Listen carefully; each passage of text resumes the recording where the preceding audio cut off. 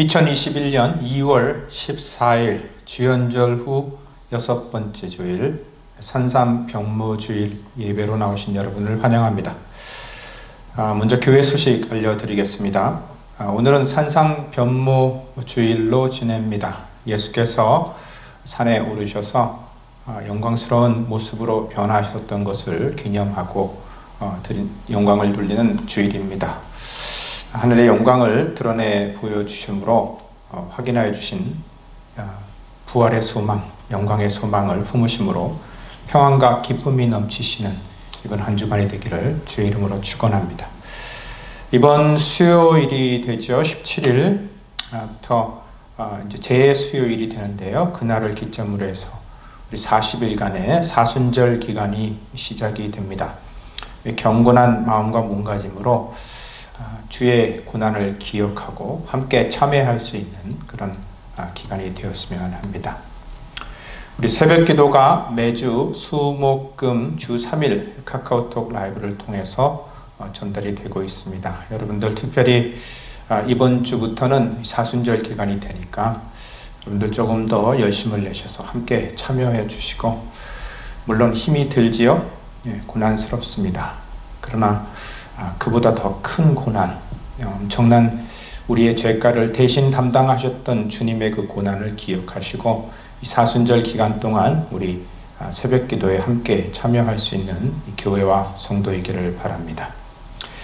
여러분들 카카오톡으로 제가 미리 알려드린 바와 같이 연방 대법원에서 캘리포니아 주에서 그 대면 예배를 금지하는 것을 무효화시키는 그런 명령을 내렸습니다. 그래서 교회 정원의 25%까지는 함께 모여서 대면 예배를 드릴 수 있도록 허용을 하였는데, 여러 가지 문제로 인해서 아직 우리 논의가 끝나지 않았습니다. 그래서 저희 교회는 아직까지 온라인으로 예배를 대신하고 있습니다. 여러분들 위해서 기도해 주시기 바랍니다.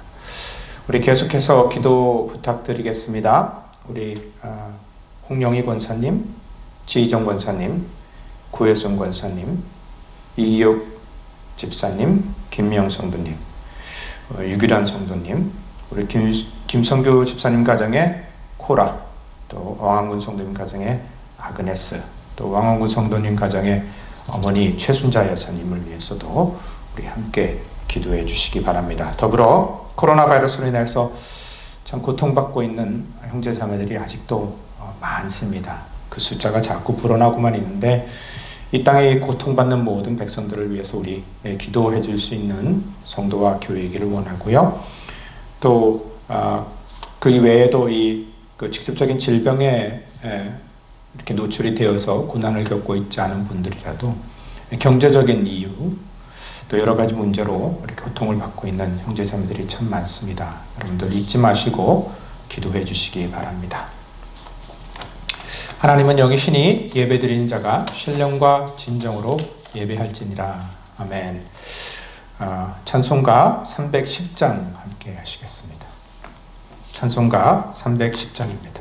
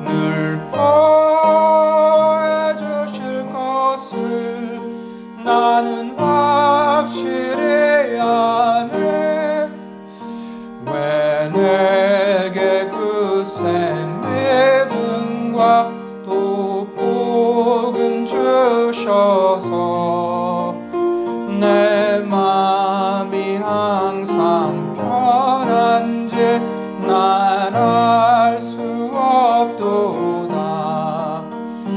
내가 믿고 또 의지함은 하시는 주님 늘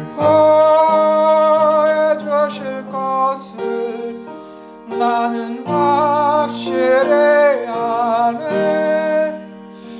왜 내게 성령 주셔서 내 마음 감동해 주 예수 믿게 하는지 난 알 수 없도다.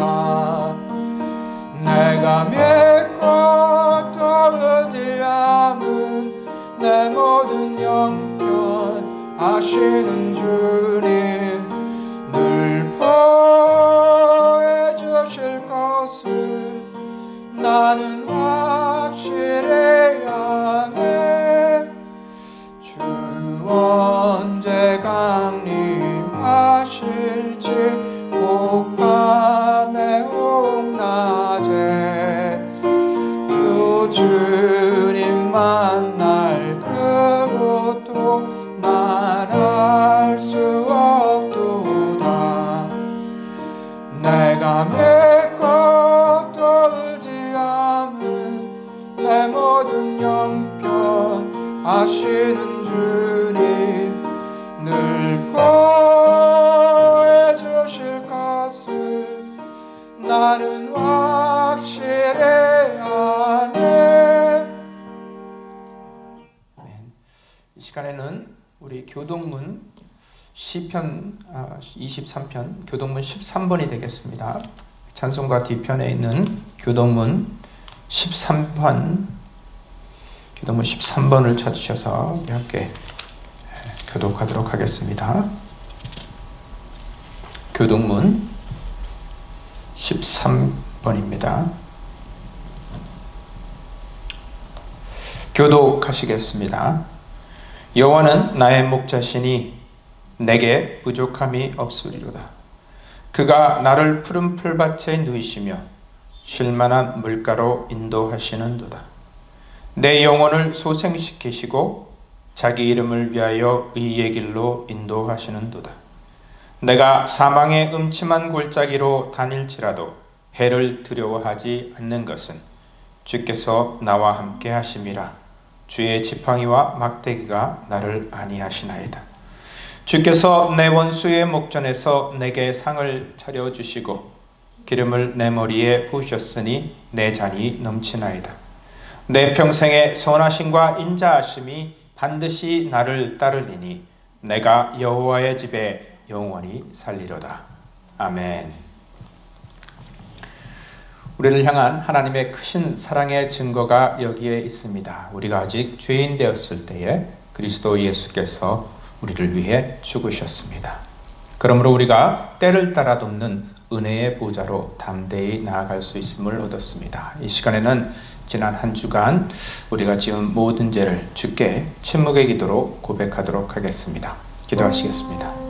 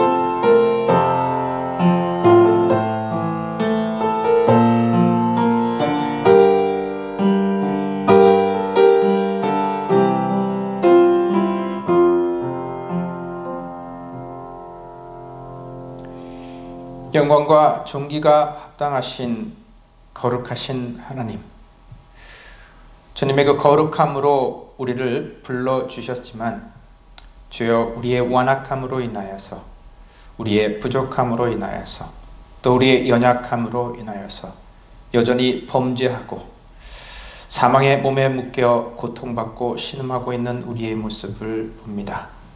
주님, 이 시간 우리의 모든 죄를 주의 십자가 앞에 내려놓으니 주여 불쌍히 여겨주시고 용서하여 주시어서 새로운 힘을 얻고 새로운 각오로 주의 십자가 그 발자취 쫓아갈 수 있는 이 성도와 교회 될 수 있도록 인도하여 주시옵소서. 예수님 이름으로 감사하며 기도드립니다. 아멘. 예수 그리스도의 크신 은혜와 사랑에 힘입어 우리의 모든 죄가 용서받았음을 선언합니다. 아멘. 시간에는 우리 신앙 고백 사도신경, 우리 오늘은 PCUSA 고백서에 있는 버전으로 낭송해 드리도록 하겠습니다. 사도신경입니다. 나는 전능하신 아버지 하나님 천지의 창조주를 믿습니다. 나는 그의 유일하신 아들 우리 주 예수 그리스도를 믿습니다. 그는 성령으로 잉태되어 동정녀 마리아에게서 나시고 본디오 빌라도에게 고난을 받아 십자가에 못 박혀 죽으시고 장사되시어 지옥에 내려가신 지 사흘 만에 죽은 자 가운데서 다시 살아나셨으며 하늘에 오르시어 전능하신 아버지 하나님 우편에 앉아 계시다가 거기로부터 살아있는 자와 죽은 자를 심판하러 오십니다. 나는 성령을 믿으며 거룩한 공교회와 성도의 교제와 죄를 용서받는 것과 몸의 부활과 영생을 믿습니다. 아멘. 오늘 우리에게 주신 하나님의 말씀은요, 마태복음 11장 28절에서 30절 말씀입니다. 마태복음 11장 28절에서 30절 말씀. 널리 알려진 말씀인데요. 가지고 계신 성경을 펼치셔서 우리 함께 읽도록 합니다. 마태복음 11장 28절에서 30절 말씀. 찾으신 줄 알고 낭독해 올리도록 하겠습니다.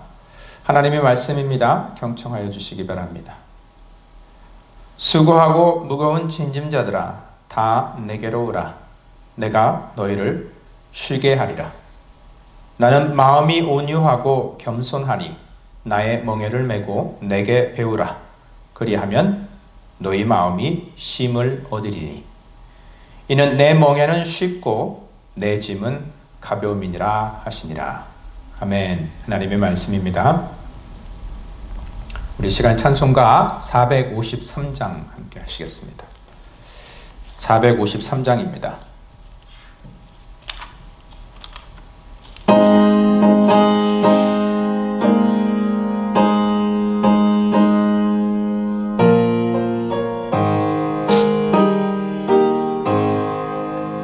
예수도 알기 원하네. 크고도 넓은 은혜와 대속해 주신 사랑을 간절히 알기 원하네. 내 평생의 소원, 내 평생의 소원, 대속해 주신 사랑을 간절히 알기 원하네. 성령이 스승되셔서 진리를 가르치시고 거룩한 뜻을 깨달아 예수를 알게 하소서. 내 평생의 소원, 내 평생의 소원, 대속해 주신 사랑을 간절히 알기 원하네. 성령의 감화 받아서 하나님 말씀 배우니 그 말씀 안절안절이 내 맘에 겨운되도다. 내 평생의 소원, 내 평생의 소원, 대속해 주신 사랑을 간절히 알기 예수가 계신 보좌는 영광에 둘러있도다. 평화의 왕이 오시니 그 나라 왕성하도다. 내 평생의 소원, 내 평생의 소원, 계속해 주신 사랑을 간절히 알기 원하네. 아멘. 네, 여러분, 오늘 우리에게 주신 하나님의 말씀 마태복음 11장 28절에서 30절 말씀을 가지고 내가 왜 멍에를 져야 하나요? 내가 왜 멍에를 매야 하나요? 라는 제목으로 여러분과 함께 말씀을 나누고자 합니다. 이 마태복음 12장에 안식일 논쟁이라고 알려진 하나의 사건이 기록되어 있습니다. 예수님께서 제자들을 데리고 지나가시는데 예수님의 제자들이 밀밭 사이를 지나가다가 배가 고픈 나머지 이삭을 잘라서 먹습니다. 이삭을 이제 뜯어서 손에 비벼가지고 껍질을 벗겨서 먹는데 이것을 본 바리새인들이 이것은 안식일에 아무 일도 하지 마라, 아무런 노동도 하지 말라라는 계명을 어긴 일이 된다, 율법을 어겼다, 이렇게 지적을 하지요. 그러자 예수께서 다윗이 시장함을 이기지 못하고 성전 안에 있던 그 진설병, 우리 제사장들만 먹을 수 있도록 허락해 되어 있는 진설병을 먹었던 것을 예로 제시하시면서 안식일이 사람을 위해서 있는 것이다. 사람이 안식일을 위해서 있는 것이 아니고 안식일이 사람을 위해서 있는 것이다 하는 것을 상기시켜 주십니다. 그리고 곧이어서 이 바리새인들의 그 시선은 아랑곳 없이 그 안식일임에도 불구하고 손이 마른 사람의 병을 고쳐 주시지요. 그러자 이 바리새인들이 붕괴를 해서 예수님을 죽일 모의를 하기 시작합니다. 이 예수님과 바리새인들 사이에는 사람과 하나님의 말씀을 보는 확연한 관점의 차이가 있었던 것을 보게 됩니다. 바리새인들은 성경을 사람을 제한하고 정죄하는 어떤 율법의 기준으로 보았죠. 그러나 예수님은 성경의 말씀을 사람을 살리는 생명의 말씀으로 보았던 것을 보게 됩니다. 바리새인들은 결국 율법의 참 정신을 잊어버리고 오롯이 오히려 사람이 율법을 위해 존재하는 것처럼 율법을 통해 사람들을 엄격하게 억압하고 정죄합니다. 그것이 바리새인들의 시각이었습니다. 그러나 예수님은 사람이 그 무엇보다 소중하다고 보시고 인자가 안식일의 주인이다라고 선포를 하시죠. 사람을 사랑하심으로 그들의 죄를 대신 지시고 죽기 위해서 이 땅에 오셨던 분이 예수님 아니십니까? 바로 그 예수님이 안식일의 주인이라는 겁니다. 사람을 사랑하시는 예수님께서 안식일의 주인이다. 그래서 안식일은 사람을 자유하게 해야 하는 것이지 율법의 멍에가 되어서는 안 된다라는 말씀입니다. 당시에 안식일의 규례가 그 시퍼런 날을 세우고 사람들을 감시하고 있었지만 예수님께서는 제자들의 배고픔을 동정하셨고 손마른 사람의 절박함에 긍휼을 베풀어 주셨습니다. 그리고 그 일을 통하여서 오히려 안식일의 참 의미가 무엇인지를 말씀과 행동으로 가르쳐 주셨습니다. 이렇게 예수님은 사람을 무엇보다 귀하게 여기셨던 것을 보게 됩니다. 그리고 그들의 실질적 필요를 보고 그 필요를 채워주셨습니다. 우리는 이 사건을 통해서 예수님의 긍휼의 마음, 자비, 그리고 진리의 굳게 선 확고함을 볼 수 있었습니다. 그런데 여러분, 이렇게 이제 대비를 해서 보면 자칫 바리새인들이 나쁜 사람들처럼 우리에게 비춰질 수 있습니다. 과연 그 사람들이 나쁜 사람들이었는가? 그 마음에 악함이 가득해서 예수님을 핍박하고 죽이려 했던 것일까? 아니죠. 바리새인들도 하나님의 말씀을 사랑하였던 사람들입니다. 그 말씀대로 살아가려고 정말 열심을 다했던 사람들이죠. 그러나 그들은 살아계신 하나님의 말씀에 대한 잘못된 시각을 가짐으로 오히려 사람을 억압하고 정죄하는 그런 뻣뻣이 굳어버린 화석화된 종교관념 속에 자신들을 옥매어 넣었던 것입니다. 하나님의 말씀인 복음을 받아 마지막 때인 오늘을 살아가는 우리가 이것을 정말 조심해야 할 줄 믿습니다.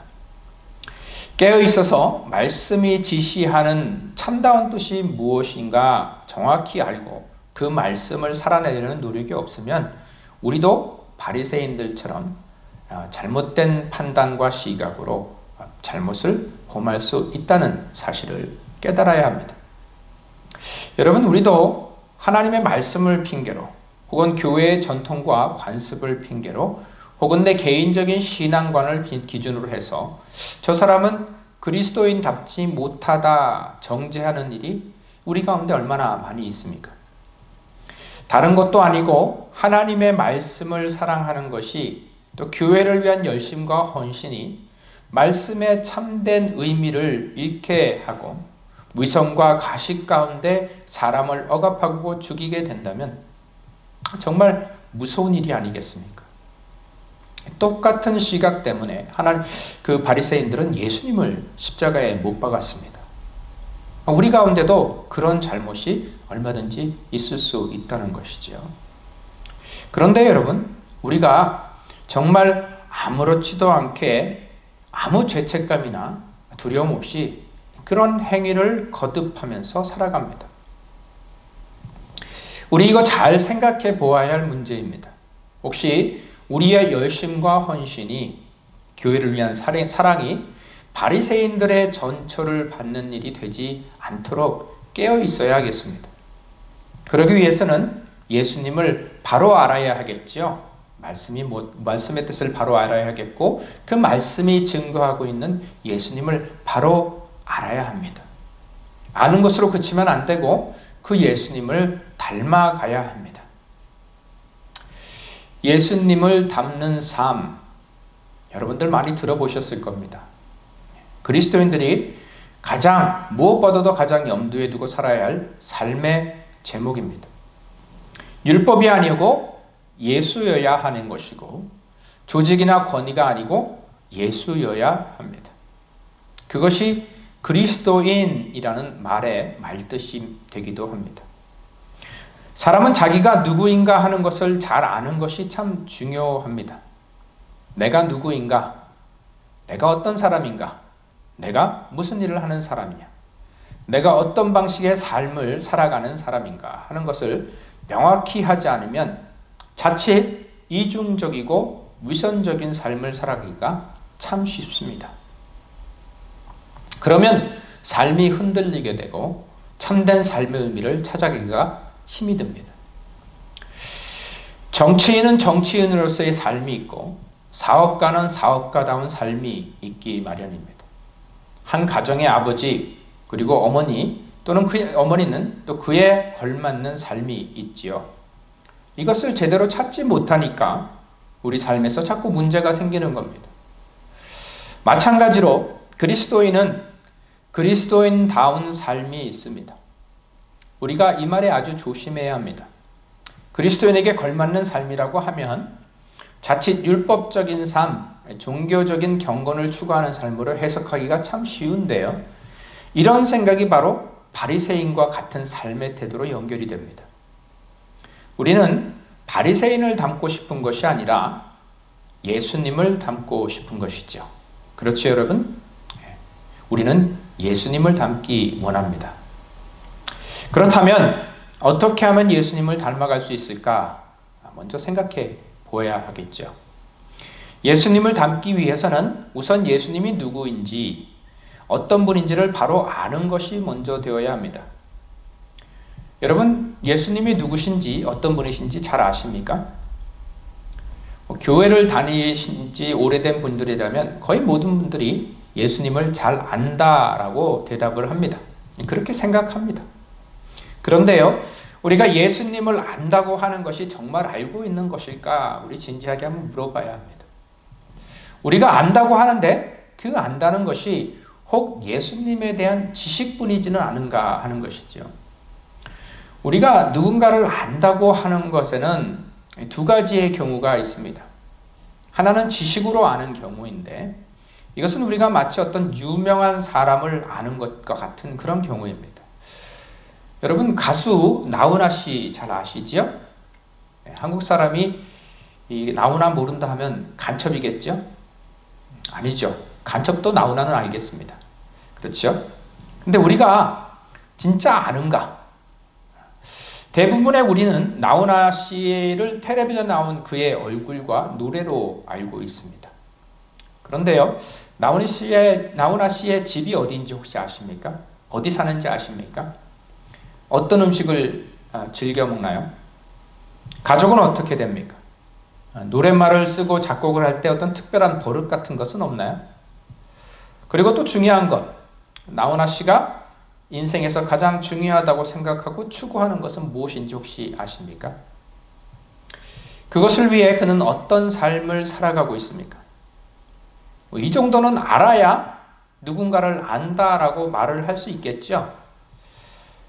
혹 나훈아 씨의 그 찐팬이라서 그의 삶에 대해서 지대한 관심을 가지신 분이라면 이 정도까지도 알고 있을 수 있습니다. 누군가에게 관심을 가지고 많은 시간을 투자한다면 한 사람에 대해서 여러 가지 사실을 알아낼 수 있습니다. 이것도 누군가를 알 수 있는 방법이 됩니다. 그런데 이것은 지식으로 아는 경우입니다. 우리가 예수님도 이렇게 지식으로 알 수 있습니다. 사복음서에 나오는 내용을 완전히 통달하고 예수님에 대한 교리를 줄줄 외울 정도로 알 수 있습니다. 유용한 일이고 필요한 일입니다. 그런데 그것은 지식으로 아는 겁니다. 한계가 있습니다. 살아있는 하나의 인격으로 아는 것이 아니라 예수님에 대한 정보와 알려진 사실로서 아는 겁니다. 다른 한 가지 사람을 안다는 의미는 또 다른 한 가지는 인격과 인격으로 아는 겁니다. 인격은 살아있지요. 유동적입니다. 변화합니다. 성장합니다. 그래서 인격은 주어진 환경과 상황에 따라 다양한 형태로 나타날 수도 있습니다. 사람은 똑같은 사본이나 같은 사람이다 하더라도 똑같은 사물이나 사건을 접하고서도 여러 가지 다른 감정이나 깨달음을 얻게 되기도 합니다.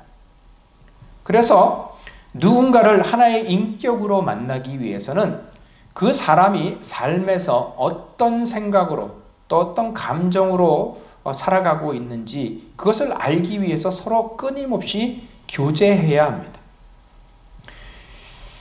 이런 것을 보면 그 사람은 어떤 생각을 하겠구나 떠올릴 수 있어야 하고 저것을 보면 그 사람은 어떤 감정을 느끼겠구나 공감할 수 있어야 합니다. 그러려면 끊임없이 대화해야 되겠죠. 그래서 어떤 시인은요, 누군가를 안다는 것은 그의 가슴 안에 있는 시를 읽는 것이다 라고 표현을 합니다. 누군가를 아는 것은 그의 가슴 안에 있는 시를 읽는 것이다. 이 시는 그러니까 신문에서 읽는 기사와 다르지요. 신문의 기사는 알아야 할 사실들을 논리적으로 정돈해서 전달합니다. 지식으로 알게 됩니다. 그 기사를 읽고 독자가 어떤 감정과 깨달음이 있어야 하는지는 기사를 쓴 사람의 관심사가 아닙니다. 어떤 사실이 있으면 그 사실을 정확하게 전달하는 것이 신문 기사의 목적이지요. 그런데 시인이 자신의 내면을 표현하기 위해서 공들여서 창조해놓은 한 줄의 시구를 통해 독자의 내면을 움직입니다. 그 순간에 두 인격이 교류하게 되고 서로 공감하게 되는 것이죠. 감정과 감정이 교류되고 느낌과 느낌이 한데 뒤섞입니다. 새로운 깨달음이 생기고 존재의 변화가 가능해집니다. 이것을 우리는 인격적인 만남이라고 말합니다. 이런 인격적인 만남은 필연적으로 나의 인격에도 이렇게 영향을 주어서 변화를 경험하게 합니다. 예수님을 알기 위해서는 어느 것이 더 중요하다고 생각하십니까? 지식으로서의 만남입니까? 아니면 인격으로서의 만남입니까? 둘 다 중요합니다. 동일하게 중요합니다. 예수님이 누구신지, 탄생의 배경은 어떠했는지, 어떤 삶을 살으셨고 어떤 가르침을 주셨는지, 그리고 그 가르침을 교회는 어떻게 이해하고 있는지 교리적으로, 지식으로 아는 것 아주 중요합니다. 매우 중요합니다. 이것이 잘못되면 전혀 엉뚱한 길로 나갈 수 있습니다. 많은 교회들이, 현대의 많은 교회들이 이 부분을 제대로 하지 않아서 수많은 영혼들이 이단의 길로 들어서는 것을 막지 못하는 그런 실수를, 우를 범하는 것을 보게 됩니다. 그런데 지식으로 아는 것만으로 그치면 안 되겠죠. 예수님과 인격적으로 만날 수 있어야 합니다. 그리스도의 영이신 성령을 통하여서 끊임없이 대화해야 합니다. 내가 처한 상황과 내가 살아가는 모습에 대하여서 예수께서 어떤 느낌과 감정을 가지고 나를 향하고 계신지, 또 나는 나에 대한 예수의 생각과 예수님의 생각과 느낌에 어떻게 반응하고 있는지 끊임없이 보고 느끼고 교류해야 합니다. 그것을 우리는 다른 말로 그리스도 안에 산다라고 표현합니다. 요한일서 2장 6절에 사도 요한이 그런 말씀을 하세요. 그의 안에 산다고 하는 자는 그가 행하시는 대로 자기도 행할지니라. 이 말씀은 정말 우리가 예수님을 안다면, 예수님과 교류하고 지적으로 알고 예수님과 인격적으로 만나서 교류한다면 예수님을 자연스럽게 닮아가야 한다는 말이 됩니다. 여기서 안다는 것은 이 지적인 교류와 인격적 교류 모두가 이루어지는 것을 전제로 하는 것이죠. 지식으로만 만나는 것이 아니고 그렇다고 감정에만 치우쳐서 만나는 것도 아니어야 합니다. 지식으로 알아가고자 하는 열심이 있어야 하고, 또 보고 싶고 또 말을 나누고 싶은 애틋함이 동시에 있어야 합니다. 지식과 감정, 느낌이 다 함께 교류하는 전인격적이며 전존재적인 만남이 있어야 합니다. 그것을 성경은 사랑이라고 표현합니다. 그러면요, 여러분, 예수님과의 사랑에 빠지면요, 삶이 변화될 수밖에 없습니다. 이렇게 예수님을 알고 싶은 그런 마음이 혹시 여러분 가운데 있습니까? 그렇게 예수님을 만나고 싶지 않으십니까? 우리를 향한 예수님의 마음은 벌써 이미 열려져 있지요. 오라 하십니다. 오늘 말씀은요, 우리가 참 많이 들은 말씀입니다. 그냥 말씀을 읽기만 해도 저절로 은혜가 되고 힘이 되는 그런 말씀입니다. 수고하고 무거운 짐진 자들아, 다 내게로 오라. 내가 너희를 쉬게 하리라. 수고해서 피곤한 자한테, 무거운 짐을 지고 지친 자에게 나에게 오라. 그러면 내가 너희를 쉬게 하겠다 하고 말씀하시는 겁니다. 삶이 구차하고 힘이 들지요. 이 땅에 삶이 쉬운 사람이 어디 있습니까? 예수께서 오라 하십니다.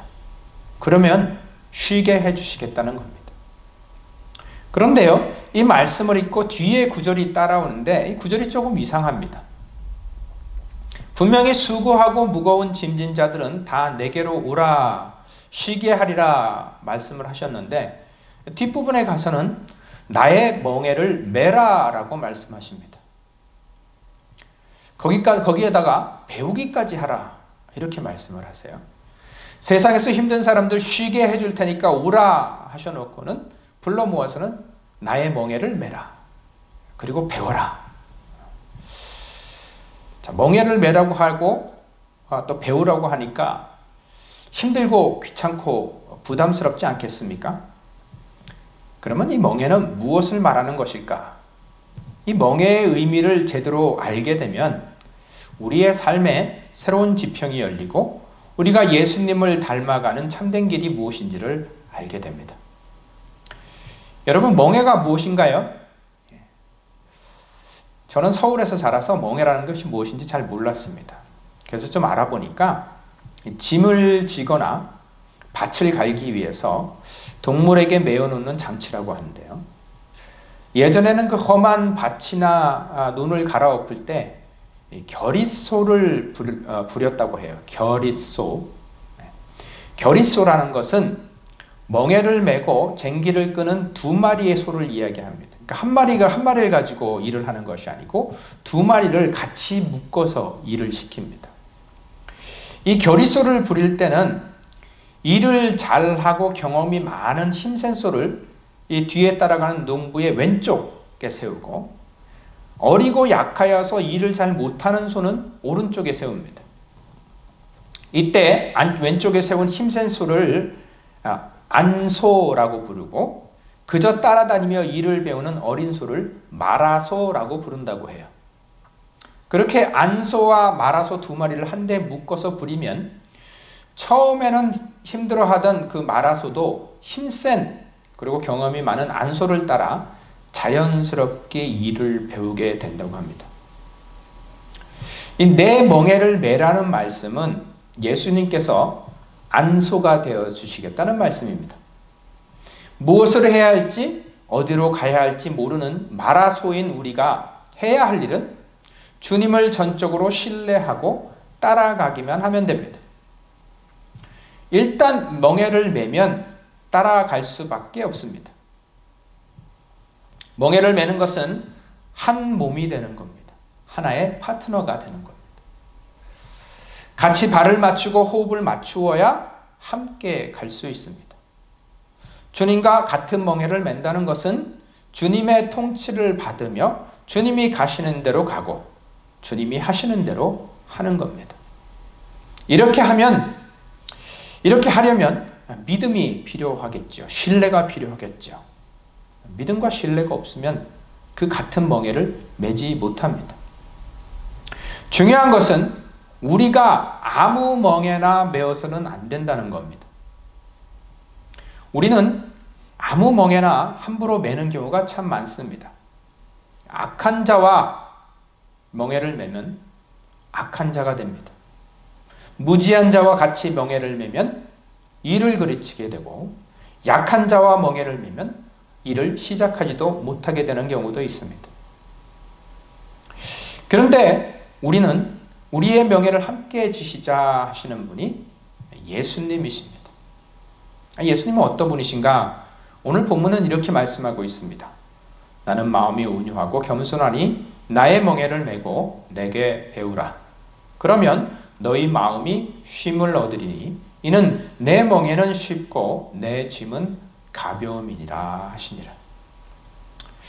이 말씀은 두 가지 뜻을 함께 가지고 있습니다. 하나는 우리에게 멍에를 지게 하시는 예수님은 온유하고 겸손하신 분이라는 겁니다. 때문에 그분이 주시는 멍에는 어려운 것이 아니고 쉽고 가볍다는 것입니다. 주님을 믿는다 하면서도 많은 사람들이 자유와 평안을 누리지 못하고 살아가는 것을 보게 됩니다. 그 이유는 다른 데에 있지 않습니다.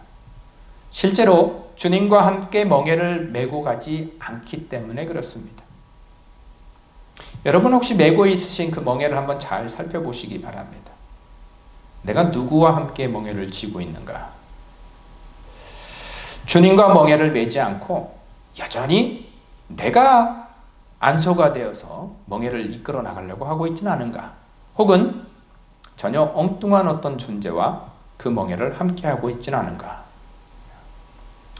일하는 것, 공부하는 것, 기도하고 봉사하고 예배하고 친교하고 선교하고 전도하는 것, 내가 하려면 어디서부터 시작해야 하고 어디로 가야 할지 모릅니다. 실제로 성도로서의 삶을 살아가면서 신앙생활이 너무 무거워 견디기 힘들다는 분들이 참 많습니다. 신앙생활이 즐겁고 기뻐야 하는데 무겁고 힘이 들기만 하다고 합니다. 여러분, 그러면 그때 내가 누구와 멍에를 함께 메고 있는가 잘 보아야 합니다. 혹시 자기 혼자 책임지려 하고 자기 힘으로 해결하려고 애를 쓰고 있는가, 안간힘을 쓰고 있는 것은 아닌가? 그러면 당연히 무겁겠죠. 그리고 주님이 아닌 다른 어떤 존재와 멍에를 메고 있지는 않은가? 잘 살펴보아야 합니다. 그때 우리가 할 수 있는 것이 뭡니까? 수고하고 무거운 짐진 자들아 다 내게로 오라.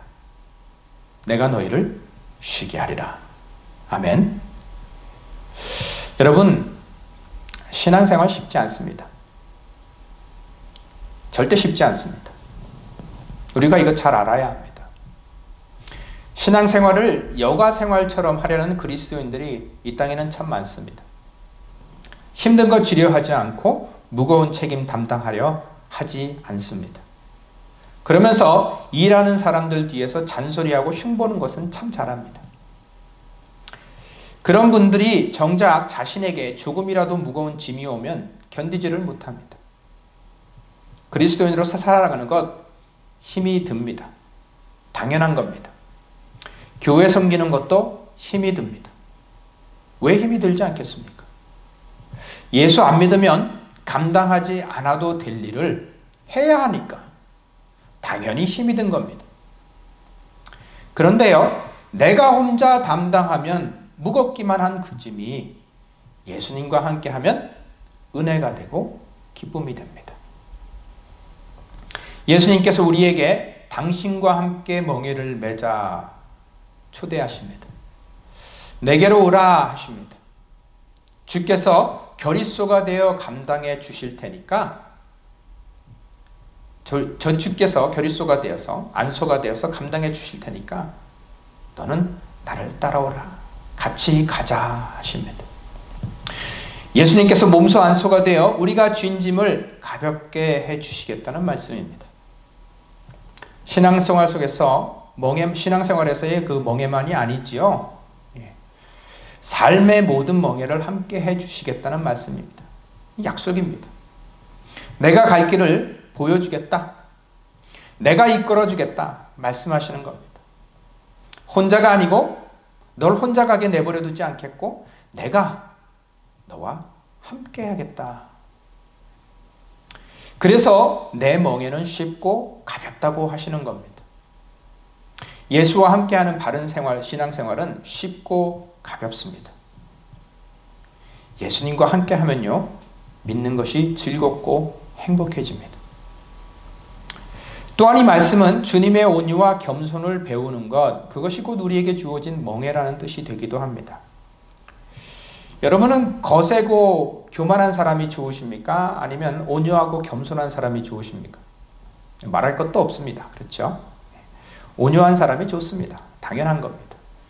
성격이 거칠고 입이 걸어서 화를 잘 내면 그러니까 주변에서 거의 강팍하다고 여기고 거리를 두고 멀리하기 마련입니다. 또 그런 사람에게 가서도 물어보면요, 그런 입이 거칠고 강팍한 사람에게 가서 물어봐도 당신은 온유한 사람이 좋습니까? 거친 사람이 좋습니까? 물어보면 그 사람도 온유한 사람이 좋다라고 대답합니다. 당연히 온유한 사람이 좋지요. 왜 온유한 것이 좋을까요? 온유한 것이 사랑의 모습이기 때문에 그렇습니다. 온유한 것이 따스하여서 사람 마음을 편하게 해줍니다. 온유한 것이 좋은 관계를 유지하게 하여서 사람에게 깊은 변화를 줍니다.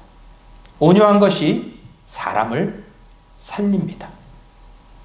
온유함은 항상 겸손과 함께 가지요. 온유함은 마음의 겸손에서 흘러나오기 때문에 그렇습니다. 겸손한 것이 밖으로 나와 보일 때의 태도가 온유함입니다. 사랑하시기에 자신을 낮추어서 종의 몸으로 오신 주님이시니까 우리와 함께 멍에를 메시겠다는 겁니다. 만약 우리를 인도하는 분이 거칠고 난폭한 분이라면 어떨까요? 따라가기만 하는 것도 힘이 들 겁니다. 그런데 온유하시고 겸손하신 예수님을 따르면 나도 절로 온순해집니다. 그렇게 배우고 닮아가라는 말입니다. 여러분, 이렇게 주님을 배우기 위해서 애쓰고 계십니까? 그리스도인의 멍에란 결국은 온유와 겸손으로 대표되는 예수님의 성품을 닮아가는 겁니다. 여러분, 성도는 누구도 완성된 존재가 아닙니다. 과정상의 존재라고 하지요. 만들어져 가고 있는 존재들입니다. 지금 내 삶에서 예수님의 모습이 보이지 않는다 해서 또는 내 곁에 있는 형제 자매에게서 예수님의 모습이 보이지 않는다고 하여서 실망하거나 정죄할 필요가 없습니다. 지금부터 예수님의 온유와 겸손을 배워서 따라가며 배우면 됩니다. 지금부터 그 멍에를 지면 됩니다. 먼저 우리가 주님으로부터 배우고 매야 할 명예는 온유입니다. 온유란 부드러운 마음을 말합니다. 사랑의 마음을 가르칩니다. 상한 갈대도 꺾지 아니하시고 꺼져가는 등불도 끄지 아니하시는 그런 마음입니다. 원수를 사랑하시되 십자가에서 그들을 위해 기도까지 하신 그런 마음입니다. 다른 또 하나의 멍에는 겸손의 멍에입니다. 주님은 겸손하신 분입니다.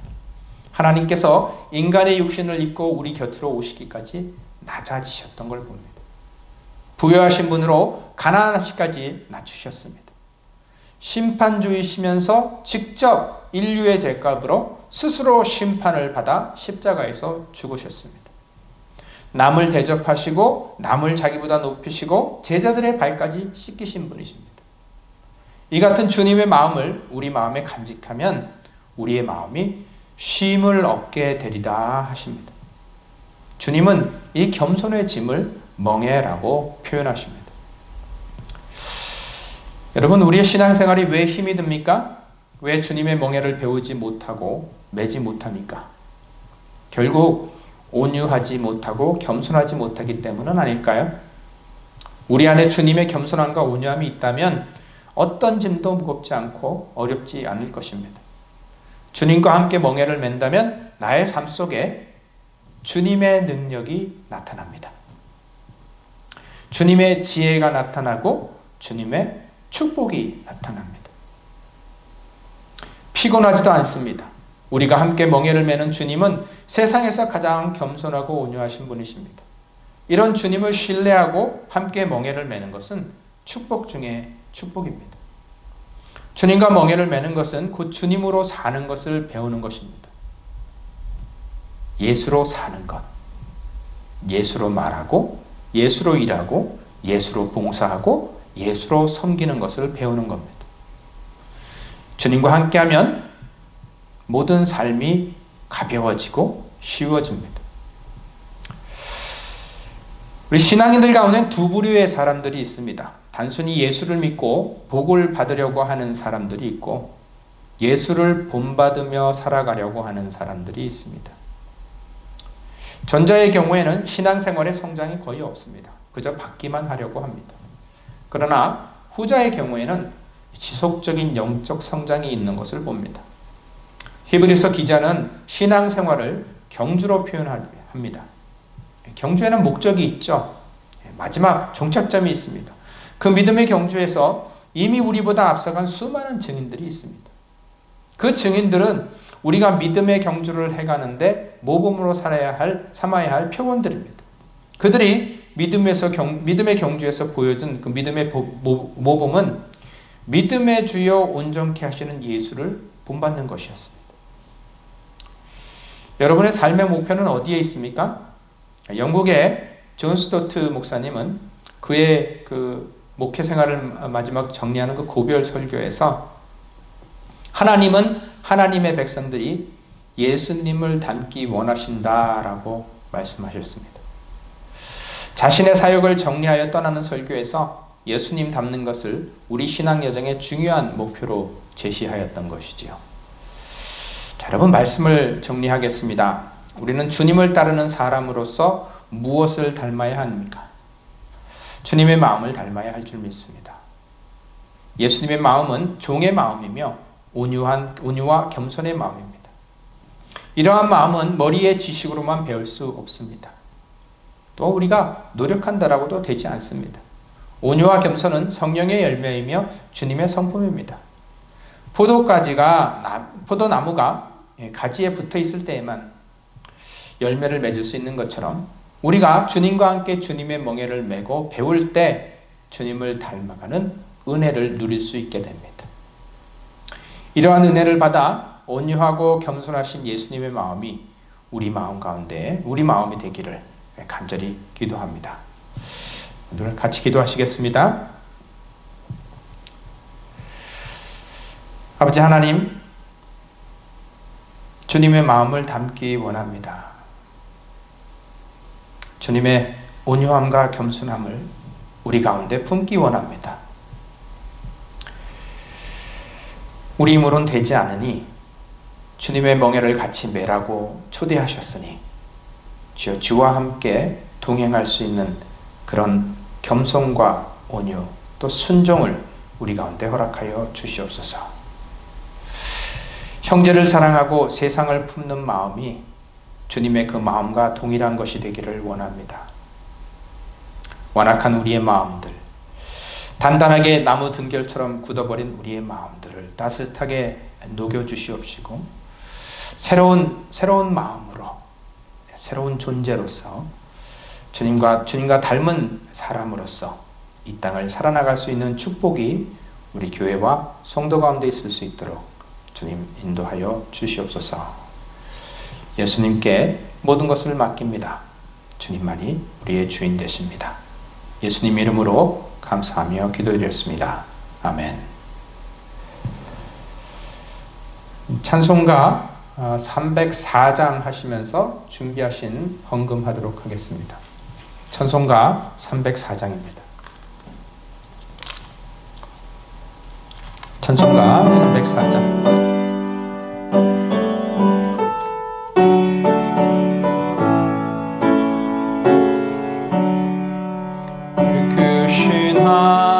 하나님의 사랑 발로 다 형용 못하네. 저 높고 높은 별을 넘어 이 낮고 낮은 땅 위에 죄범한 영혼 구하려 그 아들 보내사 화목죄물 삼으시고 죄 용서하셨네. 하나님 크신 사랑을 증량과 못하네. 영원히 변치 않는 사랑 성도여 찬양하세. 괴로운 시절 지나가고 땅 위에 영과세할 때 주 믿지 않던 영혼들은 큰 소리 외쳐 울어도 주 믿는 성도들에게 큰 사랑 베푸사 우리의 죄 사했으니 은혜 잊을까.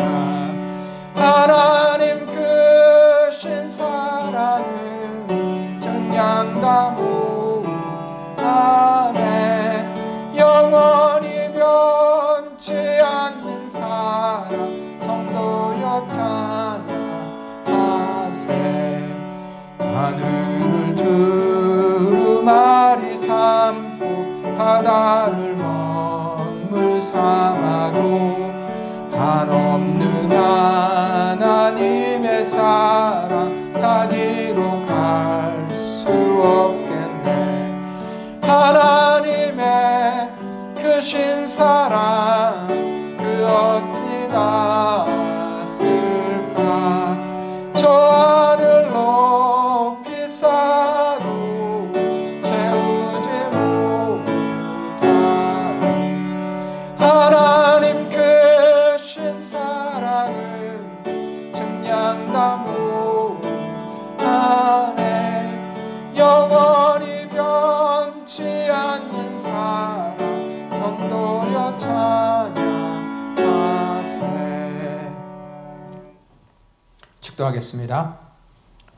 지금은 우리 주 예수 그리스도의 크신 은혜와 아버지 하나님의 크신 사랑과 성령님의 감동 감화 인도하심이 이제 예수 안에 거하며 예수의 멍에를 같이 메고 예수를 닮아가기 원하는 여기 모인 모든 성도들과 하시는 일과 가정 위에 지금부터 영원토록 함께 하실지어다.